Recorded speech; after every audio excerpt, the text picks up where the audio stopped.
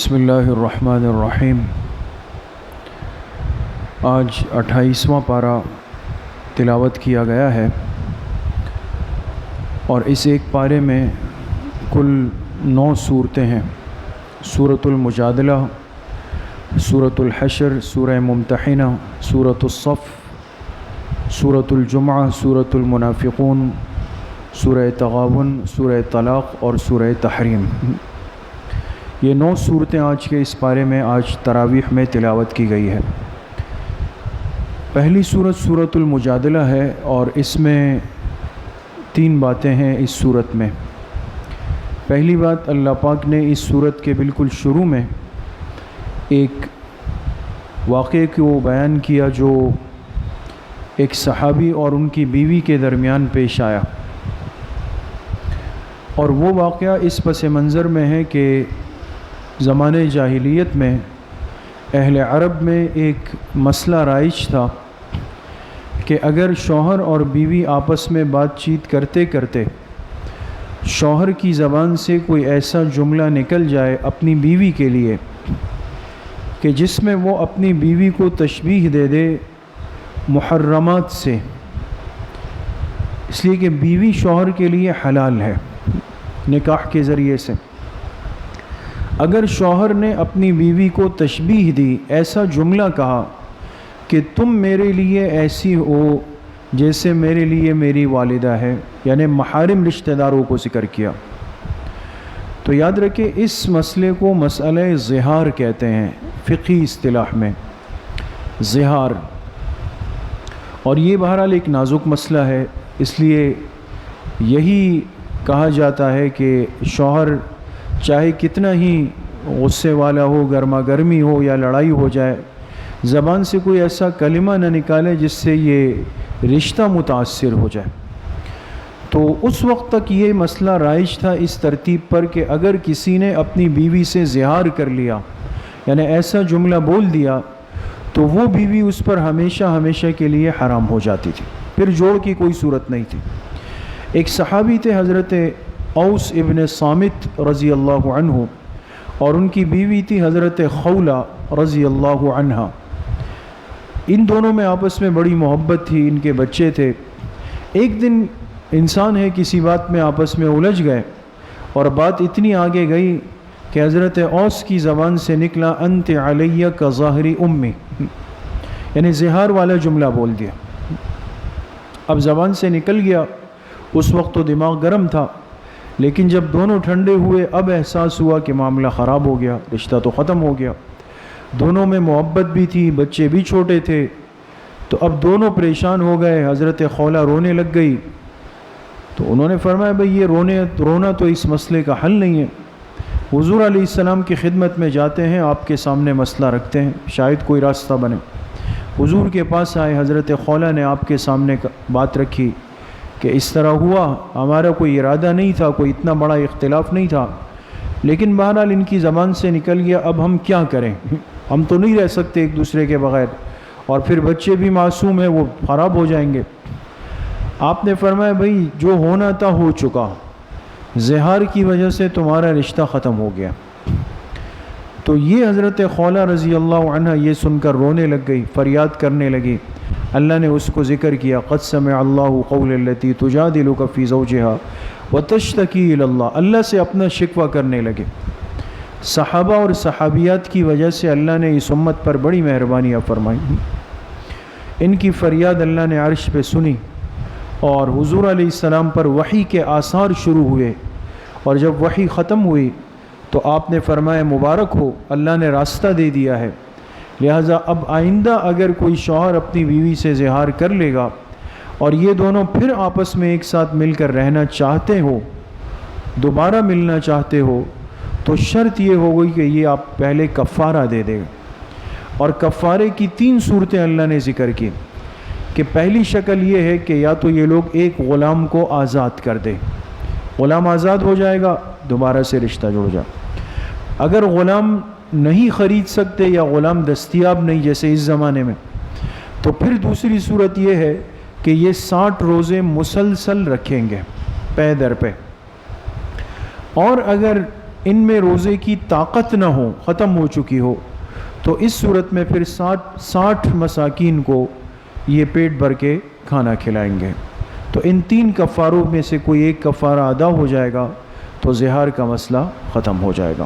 بہرحال اس کا ذکر سورہ مجادلہ کے شروع میں ہے۔ دوسری بات جو اس صورت میں ہے، اللہ پاک نے مجلس کا ایک ادب ذکر کیا، بیٹھنے کا، اور وہ ادب یہ بتایا کہ جب تم آپس میں بیٹھ جاؤ اور تم 3 افراد ہو، 3، تو اس وقت 2 آدمی کان میں سرگوشی نہ کرے پھر، اس لیے کہ اگر 3 ہیں اور 2 سرگوشی کر رہے ہیں تو تیسرا پریشان ہوگا کہ شاید میرے بارے میں کوئی بات ہو رہی ہے اور یہ مجھے بتانا نہیں چاہتے۔ یہ فطری چیز ہے۔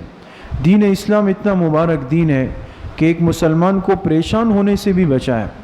کانوں میں آپس میں سرگوشیاں نہیں کرو اس موقع پر۔ ہاں اگر 4 افراد ہیں، 5 افراد ہیں، پھر 2 آدمی سرگوشی کرے تو باقی 3 آپس میں باتیں کریں گے تو کوئی مسئلہ نہیں۔ تیسری بات جو اس سورۃ المجادلہ میں ہے، اس میں اللہ پاک نے ایک مجمع کا ادب بتایا کہ اگر کوئی علم کی، اصلاح کی، وعظ و نصیحت کا مجمع لگا ہوا ہو، بڑی مجلس ہو، اور ایسے موقعوں پہ تم سے کہا جائے کہ فافصحوا، کہ مجلس میں کشادگی پیدا کر لو، تو تمہیں چاہیے کہ تم کھل کر کشادگی پیدا کر لو۔ جیسے ہوتا ہے نا، بعض دفعہ رش ہے، باہر سے کوئی مہمان، کوئی بزرگ، کوئی عالم آ گئے، کہتے بھئی ساتھی پیچھے ہو جائے، جگہ بنا دے، ذرا تھوڑا سا آگے پیچھے ہو جائے، یا نوجوان ساتھیوں کو اٹھا دیا۔ اس پر کبھی پریشان نہیں ہونا چاہیے، اور نہ دل میں کچھ سوچنا چاہیے کہ بھئی وہ بعد میں آئے، میں پہلے سے ہوں، یہ نہیں۔ اس لیے کہ آنے والوں کا، پھر خاص طور پہ آنے والے اگر اہل اللہ ہو، اہل علم ہو، ان کا ایک حق ہوتا ہے، اور جو پہلے سے بیٹھے ہوئے کم عمر لوگ ہیں تو ان کو اکراماً اپنی جگہ چھوڑ دینی چاہیے، تو اس پر اللہ پاک ان کو اجر دے دیتے ہیں۔ تو بہرحال یہ مجمع میں بیٹھنے کا ایک ادب بتایا کہ اگر کشادگی کا کہا جائے تو انسان کشادگی کو پیدا کر لے۔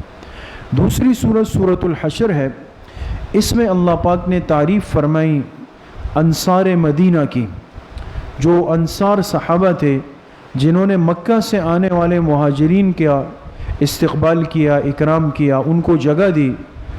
اللہ پاک نے ان کی تعریف فرمائی کہ یہ انصار مدینہ، یہ ایسے قربانی والے لوگ ہیں کہ انہوں نے اپنے جذبات کو دبا کر مہاجرین کی ضرورت کو پورا کیا۔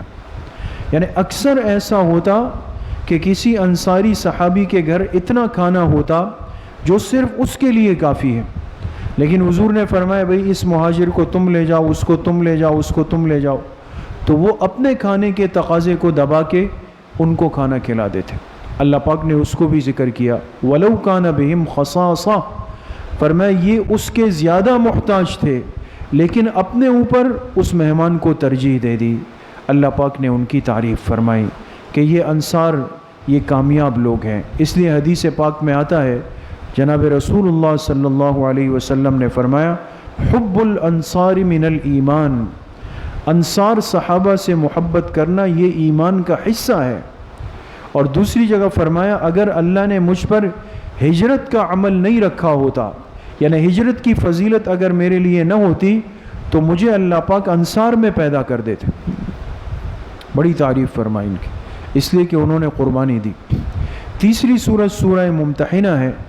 اس میں اللہ پاک نے حکم دیا جناب رسول اللہ صلی اللہ علیہ وسلم کو کہ اگر یہ مستورات صحابیات آپ سے بیعت کی درخواست کریں اور آپ سے کہے کہ ہمیں بیعت فرما لیں تو آپ ان کو بیعت کر لیا کریں، اور آپ اگر سمجھیں کہ ان پر کوئی شرط رکھیں تو آپ شرط بھی لگا سکتے ہیں۔ پھر اللہ نے وہ ساری چیزیں ذکر کی، یبایعنک علی الا یشرکن باللہ شیئا ولا یسرقن، کہ آپ ان پہ شرط رکھیں کہ بھئی بیعت تو کروں گا لیکن شرط یہ کہ تم شرک سے، چوری سے، بدکاری سے، خیانت سے، تہمت سے، بہتان سے، ان چیزوں سے اپنے آپ کو بچاؤ گے۔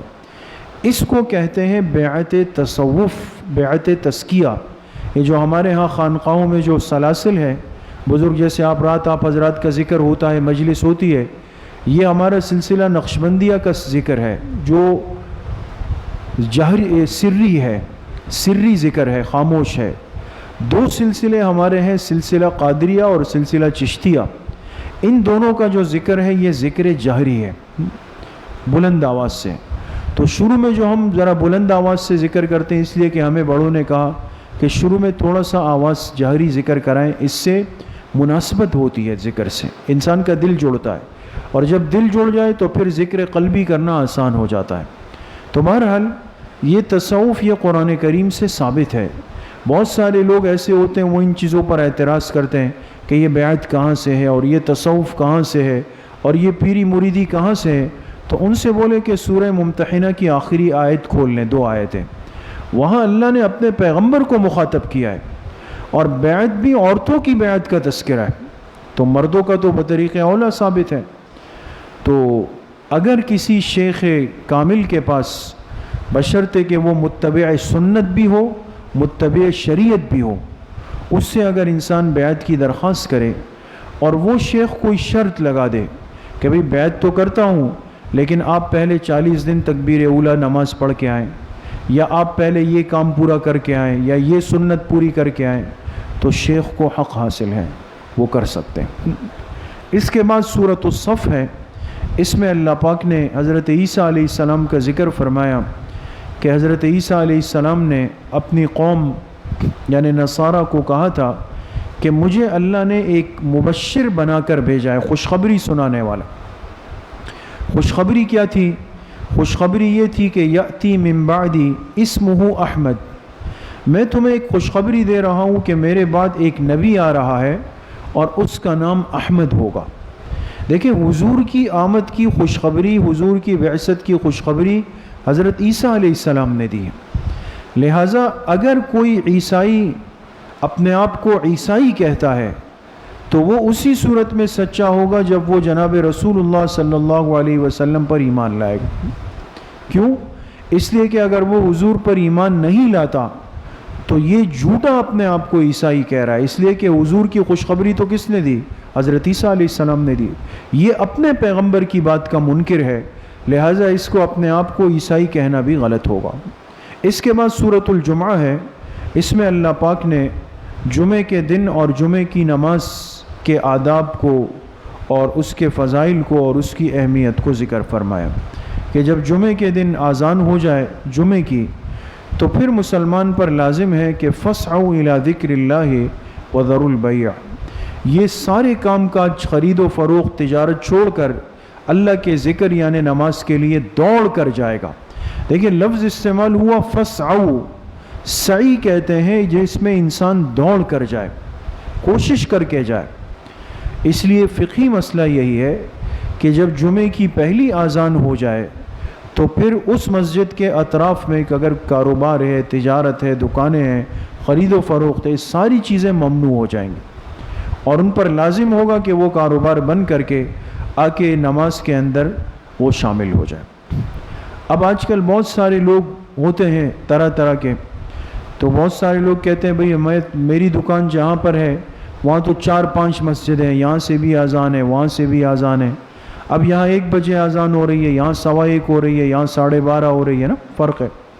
تو ہم کس چیز پر عمل کریں؟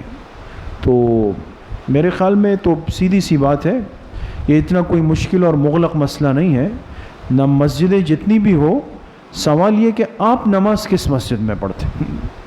آپ جس مسجد میں نماز پڑھتے ہیں آپ اس مسجد کی اذان کے تابع ہیں۔ یہ نہیں ہے کہ باقی 6 دن تو آپ نماز اس مسجد میں پڑھتے ہو اور جمعے کے دن کہے کہ جی میں بنوری ٹاؤن کی اذان کا انتظار کر رہا ہوں، یہ دھوکہ دینے والی بات ہے۔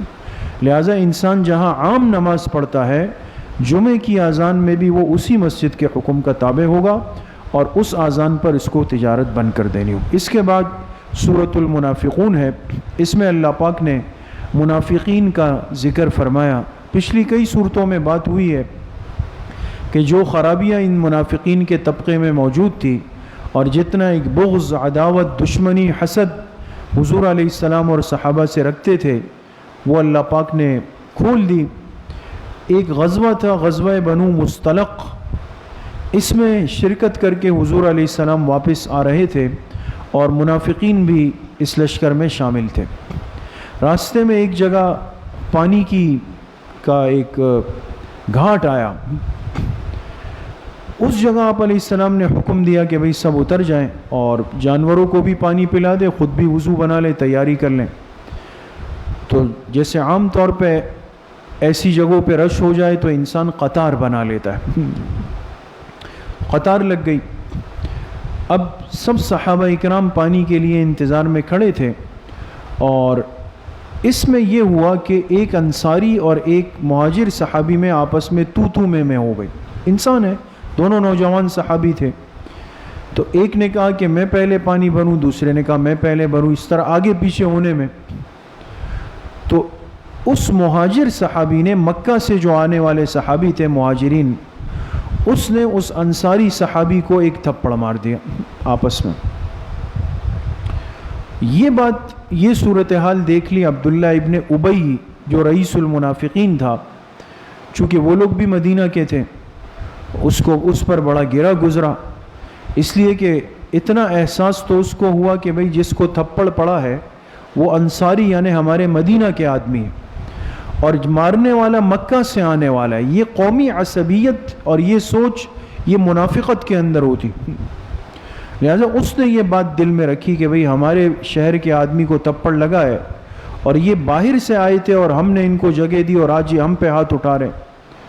اس نے جا کے منافقین میں باتیں پھیلائی اور کہا کہ کل تک یہ آئے تھے نعوذ باللہ، ان کے پاس کچھ کھانے پینے کو کچھ بھی نہیں تھا، اور اس طرح حالت میں آئے، ہم نے جگہ دی، ہم نے کھلایا پلایا، آج یہ ہمیں جو ہے وہ آنکھیں دکھا رہے ہیں۔ اور اس وقت اس نے ایک جملہ کہا کہ ٹھیک ہے، ہم مدینہ جانے دیں، جب ہم جائیں گے تو ہم معزز ان ذلیل لوگوں کو نکال دیں گے، یعنی مہاجرین مکہ کو، اور اس میں چونکہ جناب رسول اللہ صلی اللہ علیہ وسلم بھی شامل تھے، جی آپ بھی ہجرت فرما کے آئے، تو کہا کہ ان ذلیلوں کو ہم نکال دیں گے۔ اور یہ جملہ ایک صحابی نے سن لیا کہ عبداللہ ابن ابی نے حضور اور صحابہ کے بارے میں ذلیل کہا ہے۔ حضور کو آ کے بتایا گیا، آپ نے خاموشی اختیار فرمائی کہ بھئی فتنہ نہ بنے، انتشار نہ بنے، آپ خاموش ہو گئے۔ لیکن اللہ کی شان، عبداللہ ابن ابی جو رئیس المنافقین جس نے یہ جملہ کہا، اس کے اپنے سگے بیٹے وہ مخلص صحابی تھے، ان کو پتہ چلا کہ میرے باپ نے اس طرح کہا ہے، وہ بھی خاموش ہو گیا۔ جب چلتے چلتے مدینہ کی حدود شروع ہوئی اور مدینہ میں داخل ہونے لگے، تو عبداللہ ابن ابی کے بیٹے نے جا کر اپنے باپ کے اونٹ کے گھٹنے پر اپنا پیر رکھ دیا۔ جب اونٹ کو بٹھانا ہوتا تھا تو عربوں میں اپنا پیر اس کے گھٹنے پہ رکھ دیتے تھے، اونٹ بیٹھ جاتا تھا۔ اس نے جا کے اپنا پیر اس کے گھٹنے پر رکھا، عبداللہ ابن ابی کا اونٹ بیٹھ گیا نیچے۔ وہ حیران ہوا کہ بھئی بیٹے نے کیوں اس طرح کیا۔ پھر بیٹے نے تلوار نکال کے باپ کے گردن پہ رکھی اور کہا کہ تم نے حضور کو ذلیل کہا ہے اور خود کو معزز کہا ہے، اب تم مدینہ میں داخل ہو جاؤ۔ اب یہ تلوار تمہاری گردن پہ ہے، دو صورتیں، یا تو اپنی زبان سے کہو کہ میں ذلیل ہوں، حضور معزز ہے، اپنا جملہ الٹ دو تو پھر جان چھوڑوں گا، اور اگر نہیں تو پھر تلوار ہے، گردن ابھی اتار دیتا ہوں۔ وہ بہت حیران ہوا۔ حضور علیہ السلام کو صحابہ نے جا کے بتایا کہ اس طرح کا معاملہ ہے، اور ان کے بیٹے نے، آپ تشریف لائے، آپ نے ان کے بیٹے کو ہٹایا، الگ کیا، اور ان سے فرمایا کچھ بھی ہو ہم نے اس کو معاف کر دیا ہے، اور یہ تمہارے والد ہیں، تلوار ان کی گردن سے ہٹا دو۔ آپ کے کہنے پر پھر ان کے بیٹے نے ان کی جان چھوڑی، اور پھر ان کو مدینہ میں داخلہ نصیب ہوا۔ اندازہ لگائیں کہ صحابہ نے حضور سے جو محبت کی تو کس کمال درجے تک گئے۔ پھر یہ نہیں دیکھا کہ یہ باپ ہے، یہ بیٹا ہے، یہ رشتہ دار ہے، حضور کی محبت پہ ساری چیزوں کو پھر قربان فرمایا۔ اس کے بعد سورہ تغابن ہے۔ تغابن کہتے ہیں خسارے کو۔ اللہ پاک نے فرمایا جو قیامت کا دن ہے یہ یوم التغابن ہے، یہ خسارے کا دن ہے۔ خسارے کا دن اس لیے ہے کہ جو نافرمان ہے، کافر ہے، فاسق ہے، فاجر ہے، تو وہ تو خسارے میں چلے جائیں گے۔ لیکن اس دن کو مطلقاً یوم التغابن جو فرمایا، مفسرین نے اس میں یہ بات لکھی ہے، بڑی اہم بات۔ ایمان والوں کے لیے بھی خسارہ اس طور پہ ہے کہ جب اہل ایمان جنت میں داخل ہوں گے اور وہاں وہ جنت کے بڑے بڑے مراتب دیکھیں گے، تو وہاں ان کو پتہ چلے گا کہ جی مجھ سے جو اوپر مرتبے والا ہے، اوپر والا، اس میں اور مجھ میں یہ فرق اس لیے کہ اس نے ایک دفعہ سبحان اللہ زیادہ کہی ہے، میں نے کم کہی ہے۔ تو وہ حسرت کرے گا کہ کاش میں دنیا میں اپنے اوقات اور گھڑیوں کی حفاظت کرتا، زیادہ سے زیادہ اللہ پاک کا ذکر کرتا تو آج کتنے مراتب مجھے مل جاتے۔ اور دیکھیں نا، ایک احساس ہوگا اپنے خسارے کا، اس لیے اللہ پاک نے اس کو یوم التغابن فرمایا۔ اس کے بعد سورہ طلاق ہے۔ اس صورت میں اللہ پاک نے فرمایا کہ جو بندہ میری ذات پہ توکل کر لے، وَمَن يَتَوَكَّلْ عَلَى اللَّهِ فَهُوَ حَسْبُهُ، توکل کہتے ہیں بھروسہ کرنے کو۔ یہ صرف لفظ نہیں ہے، اس کے لیے بڑی ایمانی طاقت چاہیے۔ فرمایا جو بندہ میری ذات پہ توکل اور بھروسہ کر لے کہ بس یہ کام اللہ پاک کی ذات کرنے والا، میں نے اللہ پہ چھوڑ دیا ہے، تو فرمایا فَهُوَ حَسْبُهُ، اس بندے کے لیے اللہ پاک کی ذات کافی ہو جاتی ہے۔ اس کے بعد سورہ تحریم ہے۔ اس صورت میں اللہ پاک نے انسان کو ایک ذمہ داری یاد دلائی ہے، اور وہ ذمہ داری اس کی آل و اولاد کی ہے، اہل خانہ کی ہے۔ قُوا أَنفُسَكُمْ وَأَهْلِيكُمْ نَارًا، انسان اگر دنیا میں یہ کہے کہ جی میں نے اپنی حفاظت کر لی، میں نے اپنی نمازوں کا اہتمام کیا، میں تو 5 وقت تکبیر اولیٰ میں بالکل امام کے پیچھے کھڑا ہوتا ہوں، میں تو نوافل کا پابند ہوں، تسبیحات کا پابند ہوں۔ معاملہ یہ ہے کہ آپ نے سب کچھ کیا، لیکن گھر میں آپ کا کیا معاملہ ہے؟ بیوی بچے کیسے زندگی گزار رہے ہیں؟ وہ نمازیں نہیں پڑھ رہے، گھر میں گانے باجے چل رہے ہیں، سارے خرافات چل رہے ہیں، وہاں پردے کا اہتمام نہیں ہے، وہاں سے آواز باہر تک آتی ہے۔ آپ 5 وقت کے نمازی ہو گئے، لیکن گھر کے ماحول پر آپ نے ذرہ برابر محنت نہیں کی، تو اللہ فرما رہے ہیں کہ تمہاری پکڑ ہوگی، تم سے پوچھا جائے گا کہ تم پر یہ حق رکھا تھا، ذمہ داری رکھی تھی، تم نے ان پر کیا محنت کی، ان کو کتنا دین کا راستہ دکھایا۔ ہاں، اگر گھر کا ذمہ دار آدمی اپنی کوشش کر لے، محنت کر لے اور پوری جان لگا دے، اور پھر بھی اگر کمزوری رہ جائے، اولاد نہ مانے، بات قبول نہ کرے، پھر اس کی مسئولیت یہاں پر ختم ہو جائے گی۔ لیکن سوال یہ کہ یہ محنت کتنی کرے گا، کتنی جان لگائے گا۔ حضرت تھانوی رحمۃ اللہ علیہ کی خدمت میں ایک شخص آیا اور اس نے کہا کہ حضرت ہمیں حکم ہے کہ ہم گھر والوں پر محنت کریں، تو کتنی محنت کریں ہم ان پر، کتنا بچائیں ان کو، کتنا زور لگائیں؟ تو حضرت نے فرمایا بس اتنا سمجھ لو کہ تمہارا گھر کا چھوٹا معصوم بچہ وہ جلتی ہوئی آگ کی طرف جا رہا ہو، تم روکنے کے لیے کتنی محنت کرو، جتنا تم اس بچے کو بچانے کے لیے جان لگاؤ گے، اتنی محنت قیامت کی آگ سے بچانے کے لیے تمہیں کرنی پڑے گی۔ اللہ پاک صحیح عمل کی توفیق نصیب فرمائے۔ وآخر دعوانا ان الحمد للہ رب العالمین۔